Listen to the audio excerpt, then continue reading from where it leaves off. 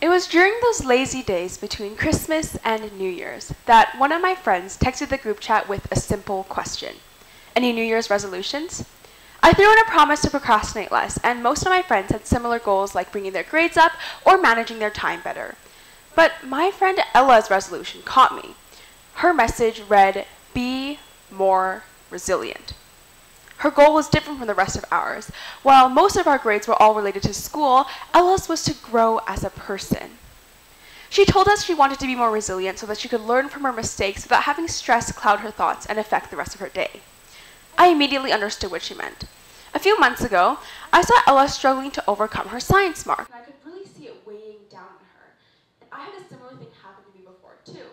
During the first month of high school, I wrote one of the first tests of the school year, and my mark did not meet my expectations. As soon as I got the mark back, I immediately ran to the bathroom, locked myself in a stall, and started crying my eyes out. My friends tried to comfort me by saying that it was just the first test, and I had so much time to bring my average up. They were trying to help, but no matter what they said, I just couldn't get these fears out of my head. What if I never get into university? What if this is the highest mark I'll ever get?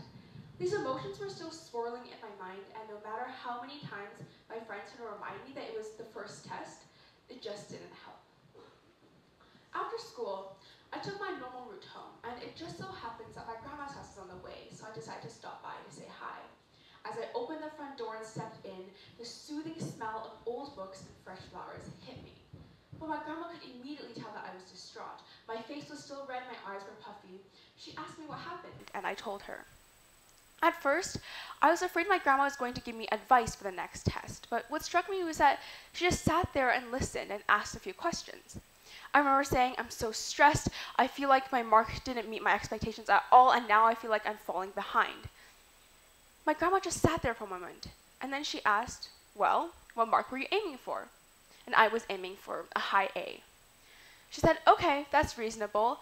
But if your friend didn't get that mark, would you think that they were dumb? Would you think that they were falling behind?" No, obviously not. So then why are you thinking that about yourself? She gave me a moment to think about that, and then she said, "I've had bad grades too, and it hurts. Obviously, this one bad grade in the beginning of high school won't change the entire course of your future, but it still feels absolutely awful when it does happen." Because my grandma listened, I felt like what I was going through was understandable. Because she asked questions, I was able to gain a new perspective.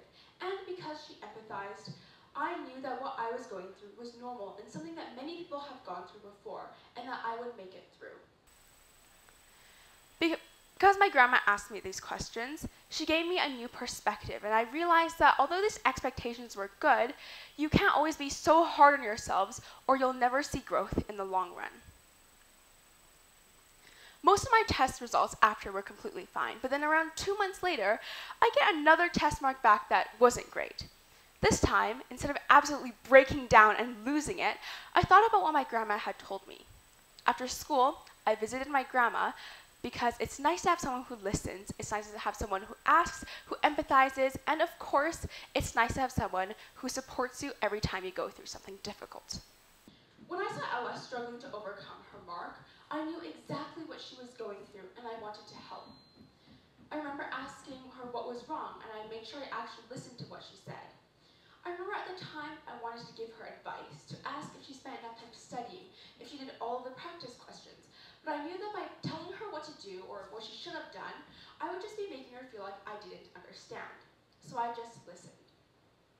I asked her what mark she was aiming for, and her response was similar to mine. So then I asked her if she ever felt that I was dumb, or that I was lower than her if I didn't meet those expectations. And her response was also obviously no. But by asking her these questions, I was able to give her a new perspective. She knew that these expectations were important, but they should not be something that you constantly beat yourself up over if you don't reach them. I knew that at that moment, what she needed was someone to show her that she was not alone, that she had support so that she could become more resilient the next time a bad mark came around.